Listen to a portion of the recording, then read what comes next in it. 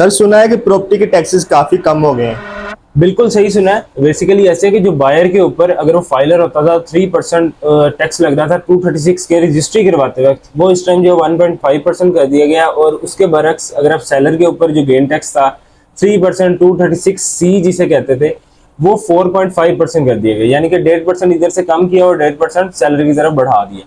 तो इसका फायदा क्या होगा प्रॉपर्टी बाय करते वक्त? जो बायर होगा, अगर तो एक मिसाल आपको एक और देता हूँ, अगर तो कंपनी से डायरेक्ट चीज परचेज करे, एक मिसाल है मेरे पास आया, मैं उसको इत्तेहाद से डायरेक्ट प्लॉट लेके दे रहा हूँ, तो उसको जो अपना टैक्स है वो 1.5% भरना पड़ेगा 236K वाला। और उसका जो गेन टैक्स है वो इत्तेहाद 4.5% जो है पे करेगा, क्योंकि इत्तेहाद जो है वो सेलर होगा इस केस के अंदर। और इसके अलावा अगर आप रीसेल के अंदर देखते हैं तो वहां पर थोड़ा सा मुख्तलिफ हो सकता है, क्योंकि वहां पर हमारी रूटीन चल रही है कि जितने भी एक्सपेंसेस हैं वो बायर जो है बियर करता है।